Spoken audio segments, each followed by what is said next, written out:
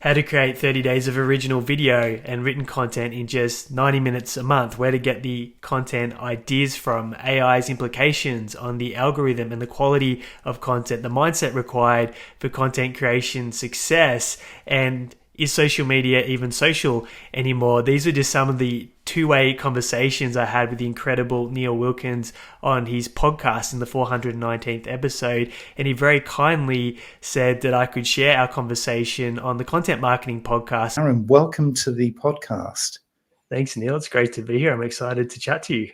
I want to get into that system because this almost sounds too good to be true. And I know from a little brief conversation before, I mean, you are all about the content. You are all about serving clients, across the world with this incredible system. But I want to kind of go back to, before we get into how you actually do that, I want to go back to kind of why content, why marketing, why communications, why Aaron is in this world.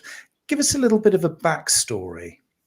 I think when you jump on a train or you walk down the street, you just need to look around and observe humans, and you'll notice a trend, whether it's good or a bad thing, and that'll be this. They'll be looking down at the palm of their hand, glued to a handheld device, and that's where the attention of humans goes in today's age. And the future generations, the ones coming through, are probably only going to have that amplified. So if you're not creating content, you're actually not going to meet the consumers in the marketplace with where their attention is.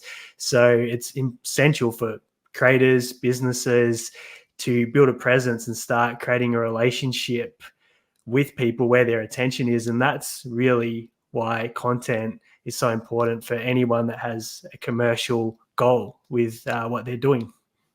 I mean, I'm old enough to remember back in the day when it was all about advertising, and the whole kind of idea that as a brand, as a small, medium, large business, the fact that you have your own TV channel, you have your own radio station, you have your own publishing house, which I'm building those kind of elements up into being something probably quite large and significant, but that is actually what we now have, isn't it? As business owners, as marketers, we have a radio station, potentially. It's called a podcast. We have a TV station. It's called a YouTube channel, etc., etc. The power has really come back to us again, hasn't it? Yeah, and there's no barrier to entry. As long as you've got access to a device, it can be someone else's, and a connection, you can create content without having to have a budget, when historically you might have needed that advertising money to be on radio, to be on television. So there's no excuses for not creating content, because all the platforms now allow you to edit with their own inbuilt tools. They allow you to schedule content. So there's not one business that can make the argument that they haven't got the resources to do it, because anyone can create content now. So there's a lot of noise, isn't there, out there, because of that very fact that everyone can now create content. It's almost like we've sort of shot ourselves in the foot, really, with this thing, because everybody can do it, most people are trying to do it. So now there's this huge, great noise. You look at your own timeline on any social network now, and it's chaos. I mean, if you use sort of Twitter or X as now, or LinkedIn or Facebook, Instagram, TikTok, others are available. You kind of look at that content and you think, if I blink, literally, physically blink, there's another 30 posts. We've got to a point now where, is it too much?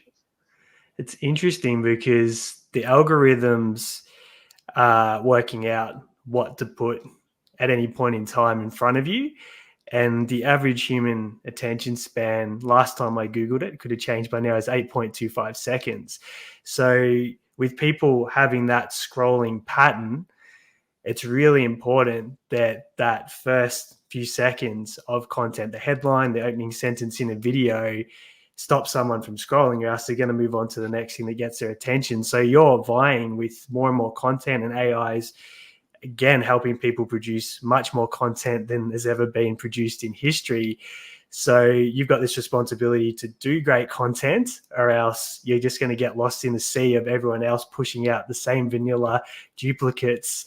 And the ones that are actually making the effort to build an audience, do the right content, add value are the ones that are going to get the attention at the end of the day, and that's who the algorithm are going to give preference to. So it's very interesting to watch it all unfold. It is, isn't it? And I love that word that you use there, responsibility, because I think I'm hoping, I don't just think, I'm hoping that what's going to play out here is that responsible businesses, responsible communicators, responsible brands are going to be the winners here, because they're going to be the ones who are going to say, guys, we just need to slow down a little bit here, and we need to look at quality, not just quantity. Because it feels to me, and I'm really interested in your take on this, Aaron, because you're very much kind of, embroiled and sort of, very, very active in this content space. Do you sort of, from your perspective, do you think we've almost lost the point of what we might have termed back in the day social media? It's not really social so much now, is it? It's very much, this is almost like a replacement for advertising. So it's kind of like, I've got content, I've got messages that I want to share. So I want to talk about my brands. I want to talk about this product launch. I want to get really noisy in this space to this particular audience. So I'm just going to throw loads of content in there. That doesn't feel very responsible. That feels a little bit self-centered, but a little bit selfish, and not really kind of in playing with this word social. It's not social media now. It's kind of like a broadcasting platform, isn't it? I don't know. That's kind of how it's feeling to me. What do you think? Well, marketers love to get their hands on everything and ruin it, seeing as platforms allow advertising, and they do need to do that because that's how they fund themselves. The marketers come in and try every which way to get clients and grow their business. So I think with more and more content being available to people coming through, more and more people are going, oh, I can start a business or I can push something. So that's creating a sea of the gig economy and people that are choosing to be freelancers and launching something. And then everyone does want to put forward their ideas and what they're doing. And the reality is when people start down that path, if they don't have much experience, they usually don't do a great job of that. And we're getting a sea of, I guess, promotion and not much socialization going on. Like when we first joined the platforms, I remember it might have been 06 or 08. I can't even remember the year when I first joined on Facebook. It was purely social for me. It was what are my friends doing? What are we doing on Saturday night? Liking their photos. And slowly but surely now it's become every third post in my feed is an advertisement. I see less and less of what my friends and family are doing, and I engage less and less with friends and family. So you're right, it's completely 180'd from how I first used it and how most of my friends and family first used it. So it feels like it's almost morphed into this thing through no individual fault, because it feels like the algorithms have changed. It feels like our behaviors have changed. It feels like then the marketers have also, as you say, they've jumped in because it's like, whoa, this is free. I can just do this. So it kind of feels like we've all been part then of this kind of creation of something really quite different. And it's quite a hard space, isn't it? This cut through.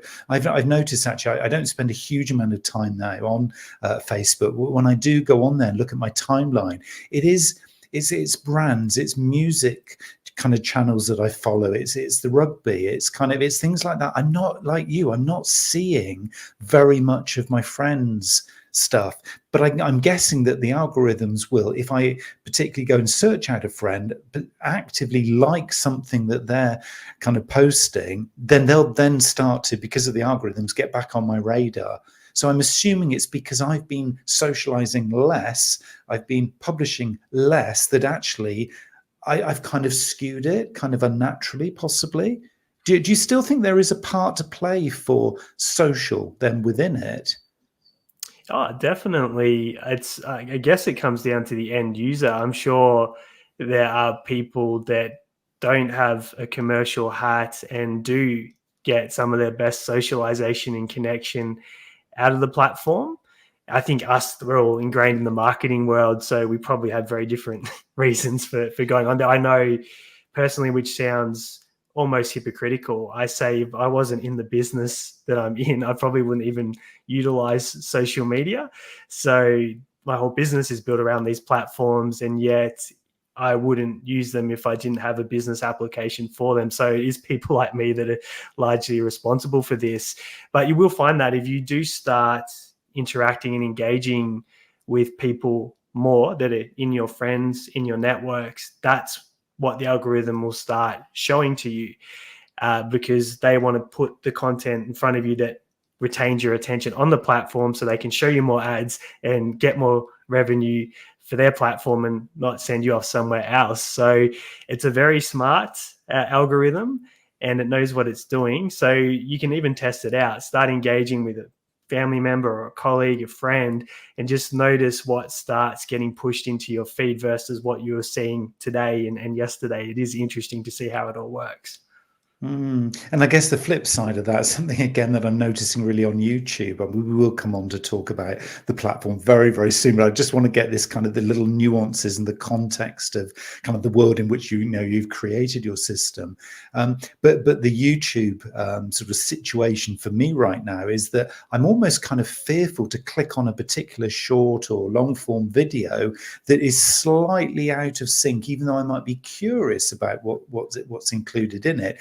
I'm conscious I don't really want to click that link and actually watch it, because I know then I'm going to get like 20 or 30 recommended videos coming through off the basis of that one thing, which was just something I was just curious about. It's not going to be mainstream for me ever. Now that's an interesting one, where the algorithm then is kind of making assumptions that actually you are now freshly interested in this new topic, so let's overload you, Neil, with this content. And for me, that doesn't work. It's like, yeah, but if you look back on balance, 98% of the other stuff I'm watching is pretty consistent. So please don't skew the kind of the stuff you're recommending for me from those one little views. I think it is about balance. The algorithms are very clever, but sometimes they don't necessarily work in our favor. Do you think it is more worked in the favor from an advertising perspective?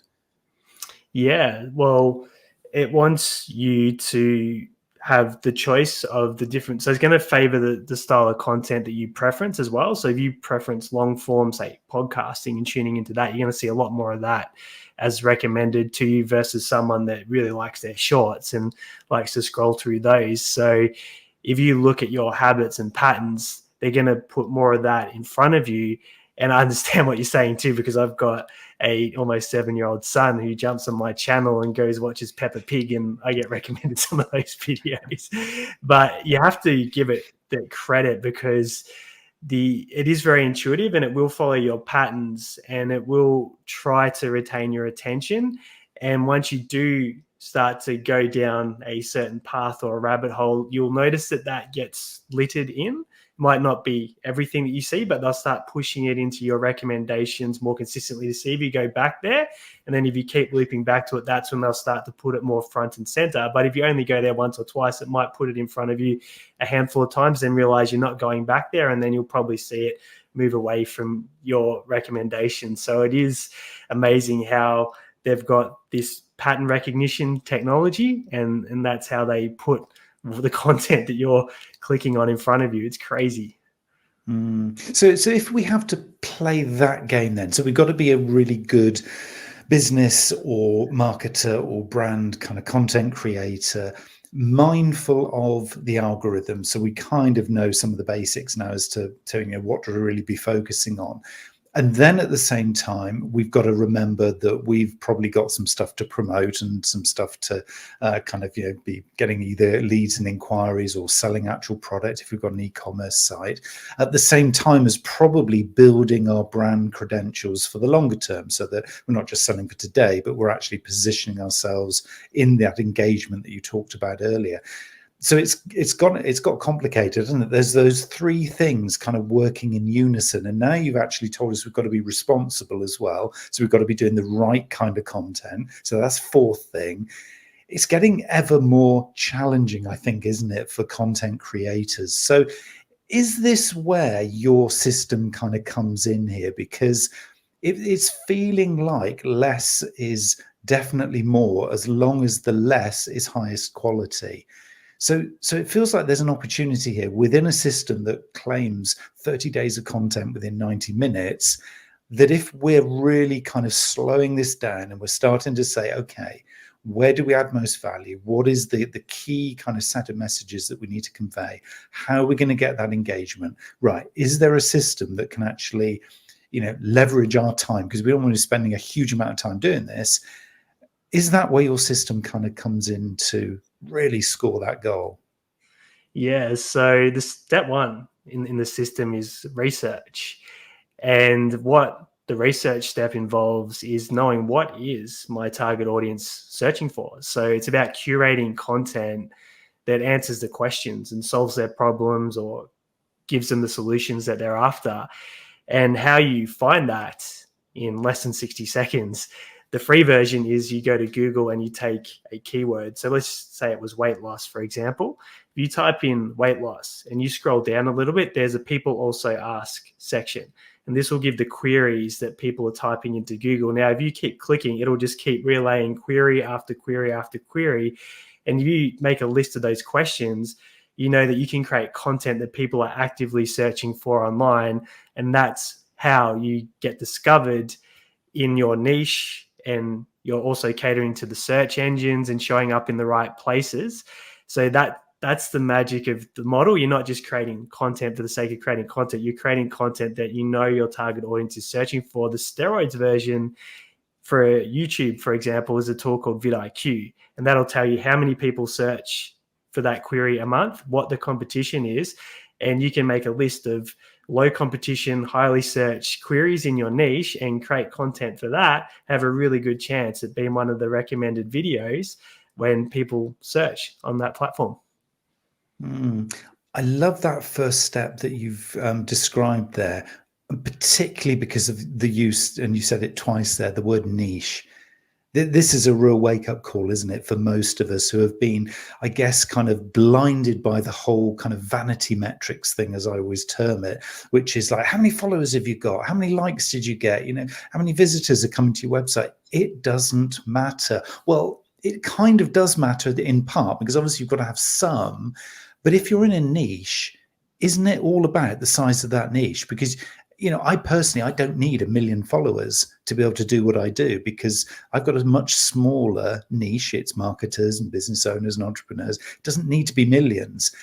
And so if I understand my niche, I can get really focused and specific. That step one is key, isn't it? Just stopping from just getting too busy ourselves.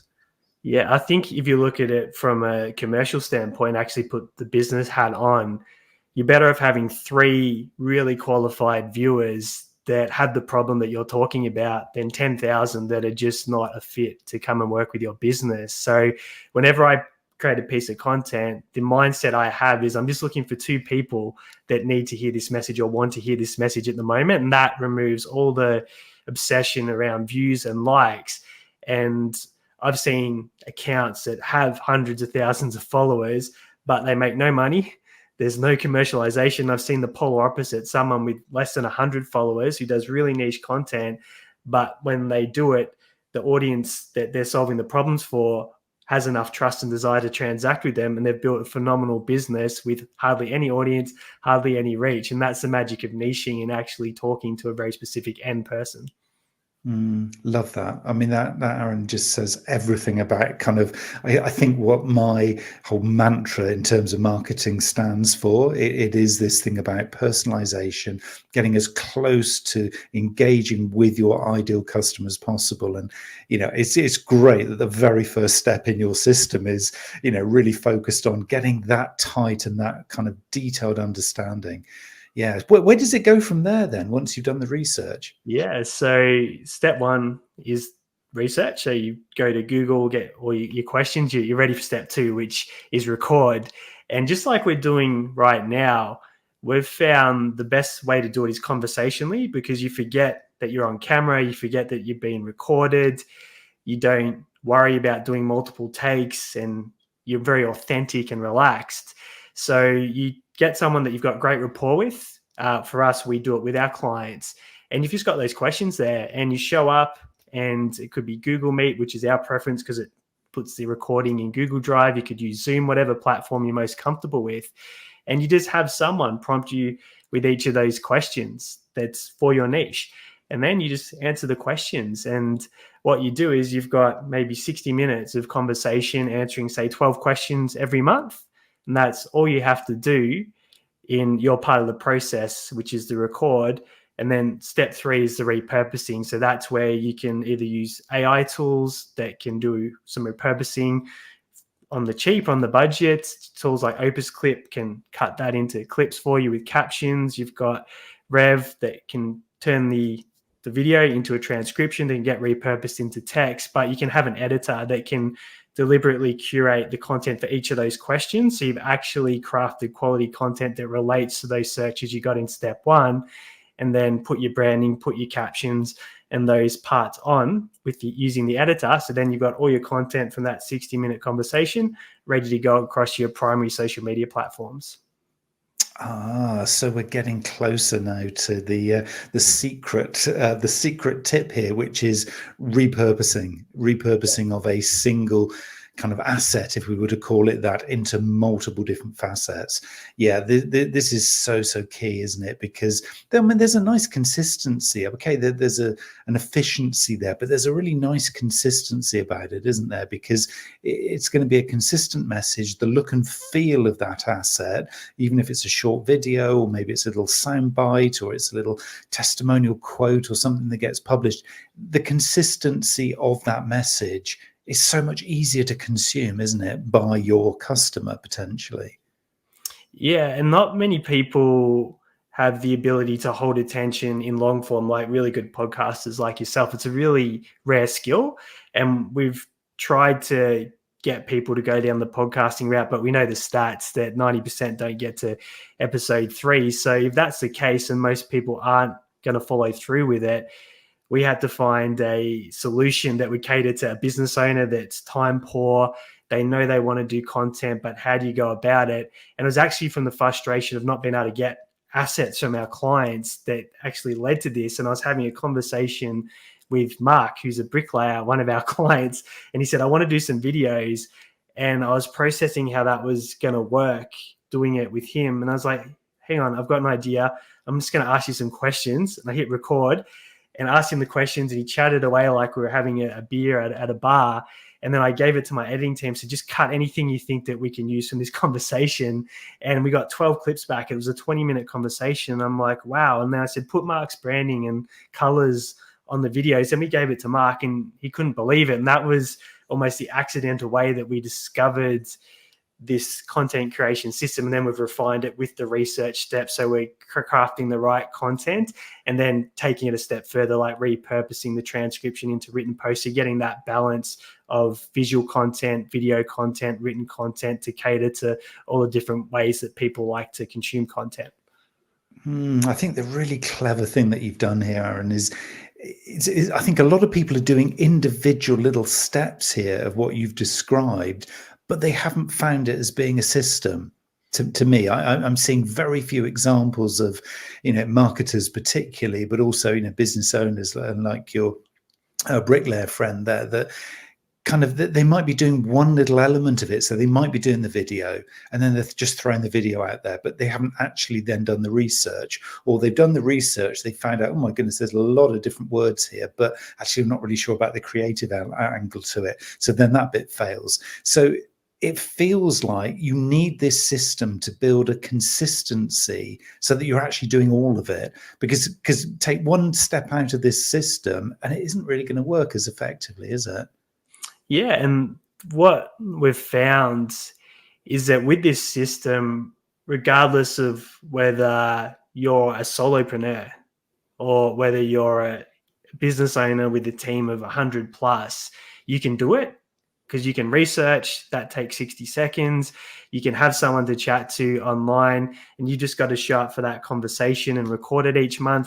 No one can make the excuse they don't have an hour to do that conversation. And then whether you're using technology and AI because you're in that solopreneur position and you just need to get a bootstrapping solution, or whether you've got the capabilities to invest in someone that can give that high quality, really well edited, to the point content, it covers all those bases. And we have a lot of people that just take the system and they do it themselves. And then we have the people that are like, can you just do it for us because you got all the resources and team in place? That makes a lot of sense. So we had to find a system that caters to all ends of the market, but there's really no excuses for someone to not be able to execute on it.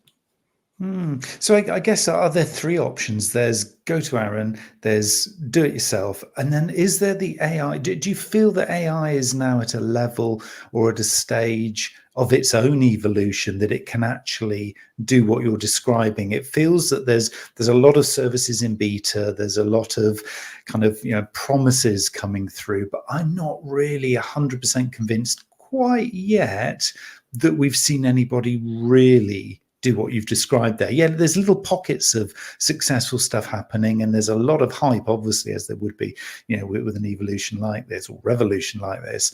I mean, do you see examples where you'd be confident to say, okay, they might not be at our level quite yet because we bring the human element to it, but these particular AIs here, they're doing a good enough job for most people? I think from what I've seen, there still needs to be that hybrid scenario. So if you are going to an AI tool, you're going to have to review the captions. It's going to cut whatever it wants to cut at this stage. So it doesn't have that creative deliberateness that an editor is going to have. So what you get back might not correlate to the content that you're actually trying to achieve. So yes, you'll get a output, you'll get content, but whether that's what you're intending to get is a whole other story. You still have to intervene and make changes to it.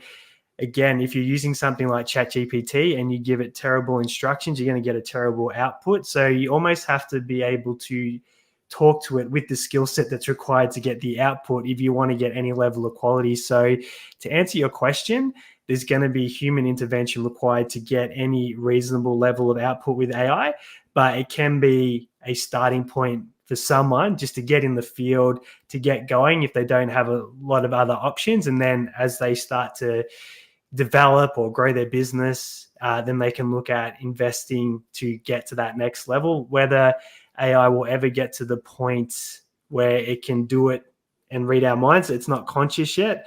I think that's a long time away. So there's always going to be a place for humans, for copywriters and editors because of that consciousness side of it.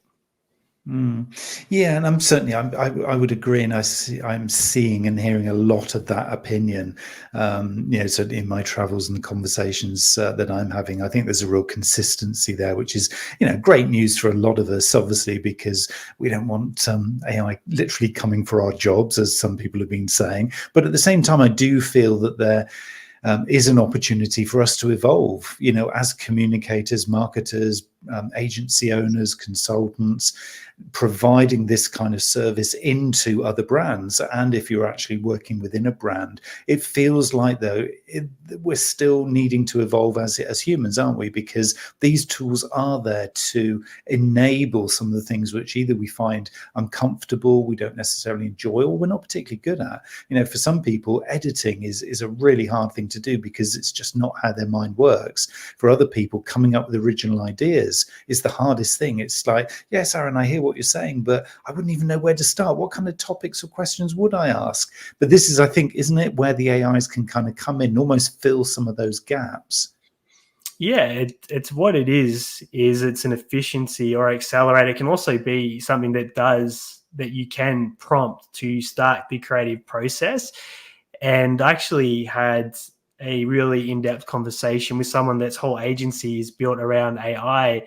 And he was talking about, to the degree that you actually have to train the AI machine now, because the way that it works is it's just pulling and anticipating and predicting what would come next based on everything that it's taken from the web, which is not always factually accurate. So if you don't fact check or verify, you can put things out that are not true, which could be a problem.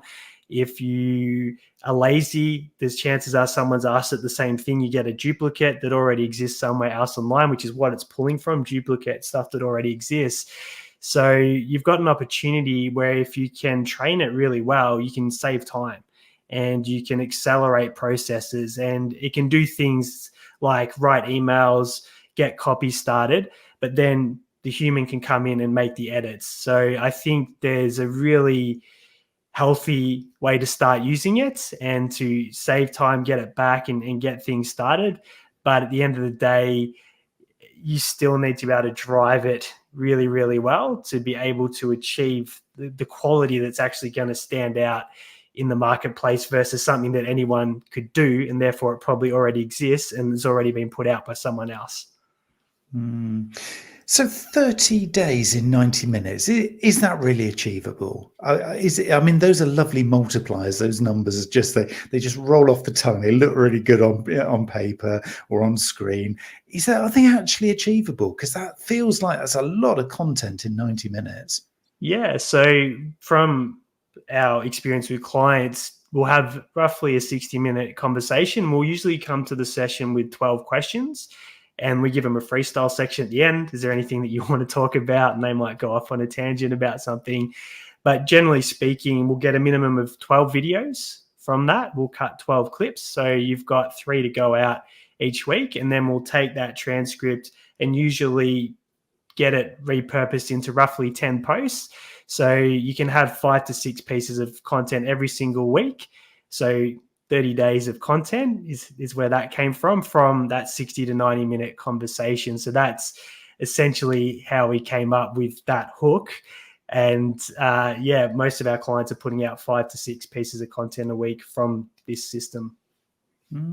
Is there any sector or any type of business where this wouldn't work? Well, interestingly enough, we've got clients in some very interesting spaces, from rail engineering, which is a very narrow sector, to bricklaying, which is interesting, to coaching and personal brands. I guess if you have something that requires demonstrations or something that's very niche product, it could be hard to come up with lots and lots of content about that. For example, if you just sold a singular product and having conversations about that, and producing content for that every month, that could be more challenging. But generally speaking, we're yet to come across someone where we've run out of content ideas, where we haven't been able to produce the content. But that's probably a lot to do with the messaging and what we put out and who comes and reaches out to us and discovers what we're talking about. So I'd say there's definitely examples where it would be particularly challenging, but anyone that's in service-based businesses, advisory, anything like that, it's going to be a really powerful system to create your content every month and not run into all the constraints and challenges and bottlenecks that are there if you're trying to do it without a process.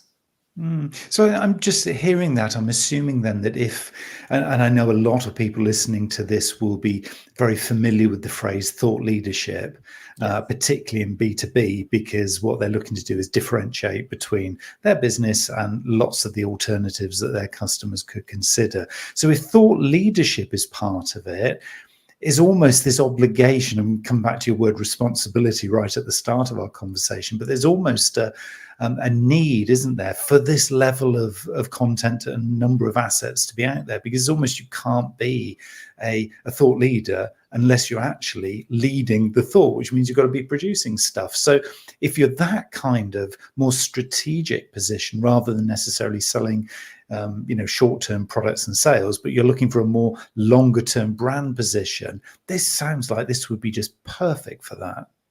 Yeah, well, a great example of that is we had a regional hairdressing salon start with us today. And what we're doing in their case, even though they're regional in a country town in Australia, is we're sharing the story of the business. We're sharing the treatments, and we're sharing why the company exists, and we're educating on the products.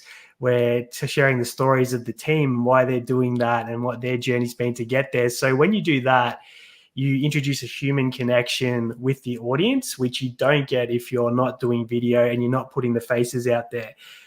What that can help do is recruit. So other people see your business, you become a destination employer, which is really overlooked with content. The second thing that it does is it really separates you from any other businesses, in their case salons, that are out there, because of the authenticity and the personalization of the people. So immediately, if everyone else is just posting pictures of people with their hairstyles and getting there, anyone can do that. But if you've got Deb, the founder of the business, talking about why she does this and the pathways that she creates for her hairdressers and taking care of them and helping them build their businesses inside the salons, and talking about how the products and how that helps with hair health and ongoing treatment and all those sorts of things and the ongoing care. If you're just posting the pictures and you're not bringing the human side, you're just one of every other salon that's doing that. No one can mimic the humans in your business if they're being authentic. So that immediately puts you over here when everyone else is sort of competing for the same thing in the same space. So that's why I love it.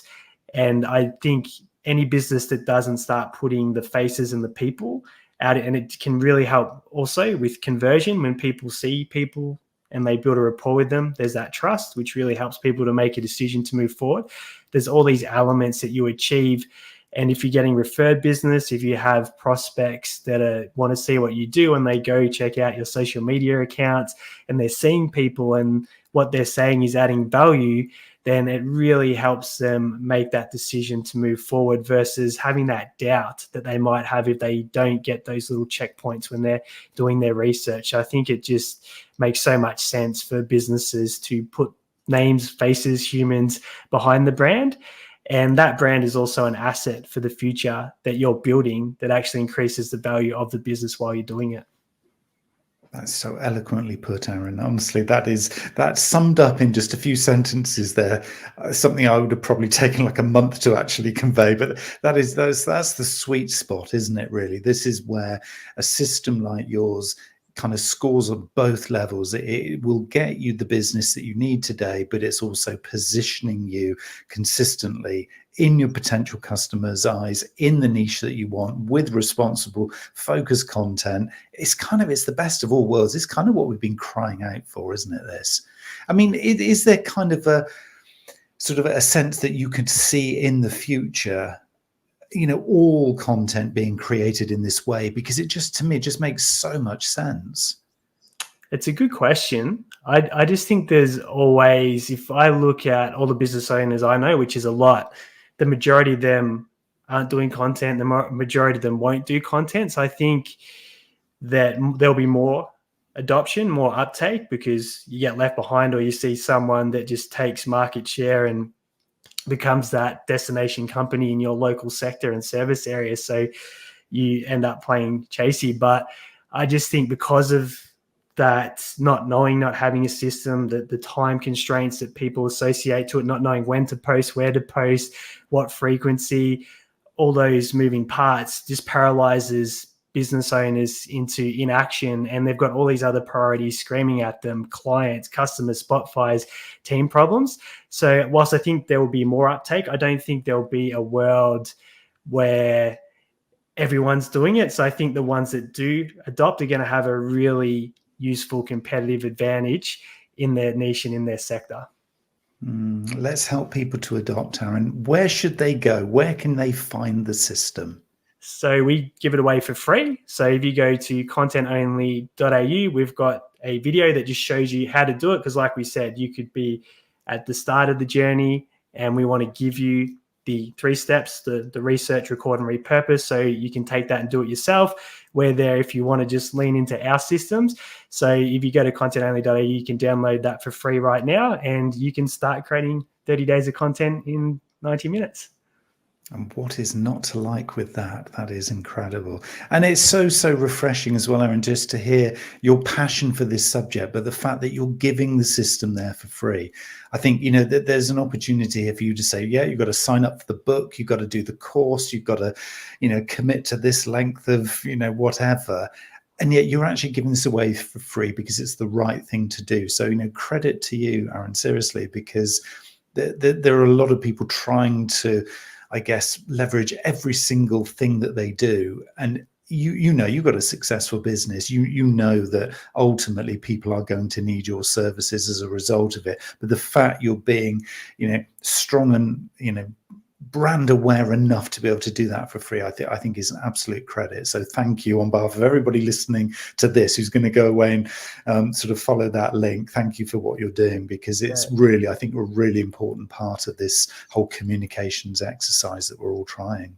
Yeah, and you're welcome, Neil. And on that note too, I think personally in business, what's always worked for us is that transparency. It's giving stuff away because you do achieve trust and desire, and people can see how you do it. And then it's an easy decision. No, we're not ready to get your help now, but we can certainly go get the outcome.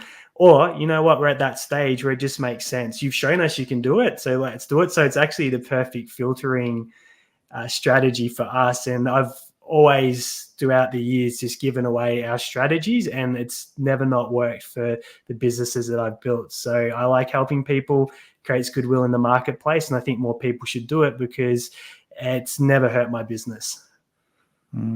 So you heard it from the horse's mouth, people. Aaron is running a very successful business, doing it this way. So what could you give away as well to build your business? There's an interesting question to leave everybody with. If you enjoyed this episode, make sure you hit subscribe or follow so you can catch all the new episodes on demand.